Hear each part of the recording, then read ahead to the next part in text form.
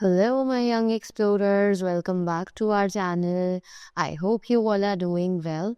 So, let us begin with the chapter number 7 of grammar.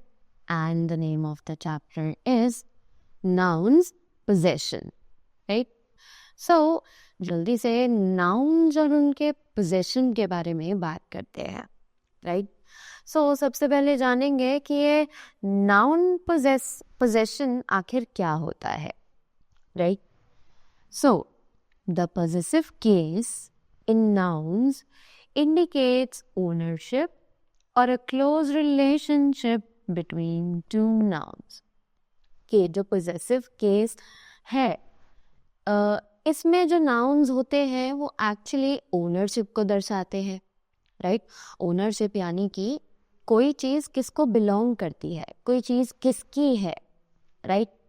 और a close relationship between two nouns, या फिर किन्हीं दो nouns के बीच में क्या रिश्ता है ये बताती है. Read the following sentences. जल्दी से इन सेंटेंसेस को पढ़ते हैं. The bag belonging to Shobha is on the table, right. I went to the house of Abhi, यानी कि बैग जो शोभा का है वो टेबल पर रखा है, राइट. और मैं कल अभी के घर गया था, राइट. तो हमने यहाँ पर पोजेशन दिखाया कि जो बैग है वो किसका है, शोभा का. घर जो है वो किसका है, अभी का, right. that means we have showed the possession over here. Now read these sentences. अब ये sentences पढ़ते हैं. शोभा's bag is on the table. I went to Abhi's house. Right? So, in the second set of sentences, we have used an apostrophe to indicate possession. Right? कि sentences के second set में हमने apostrophe use किया है ताकि हम possession को दिखा सके. Let us discuss the use of apostrophe. तो अब जल्दी से अपोस्ट्रोफे के यूज के बारे में बातचीत करते हैं. एज यू कैन सी यहाँ पर हमें दिया गया है singular nouns add S to show possession, right.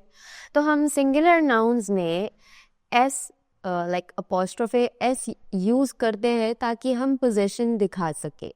जैसे कि the car of Pratham's car, the son of Mrs Verma son, the house of Raj's house, the bag of Mrs Sharma's bag. Right? Now talking about the singular and plural nouns ending in S.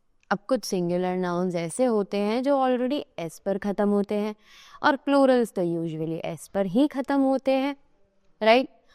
So we add only apostrophe to show possession. तो हम ऐसे cases में जो words S पर end होते हैं उनके आगे हम सिर्फ apostrophe का use करते हैं.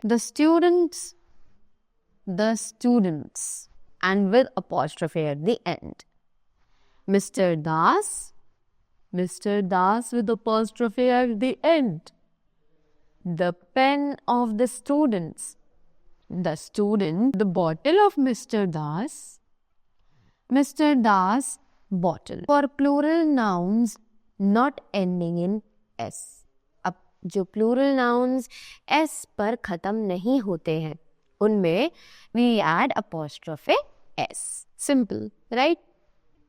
Just like mice, mices. The men, the men's. The tails of the mice, the mice's tails. The hat of the hen, the hat of the man, the man's hats. Right? Now, we have some points that we don't need to forget. So let's read कौन कौन से वो important points है. For non-living things, non-living objects, we usually do not use apostrophe s to show possession. तो जो non living things होती हैं उनके साथ हम अपॉस्ट्रोफे एस का यूज नहीं कर सकते हैं.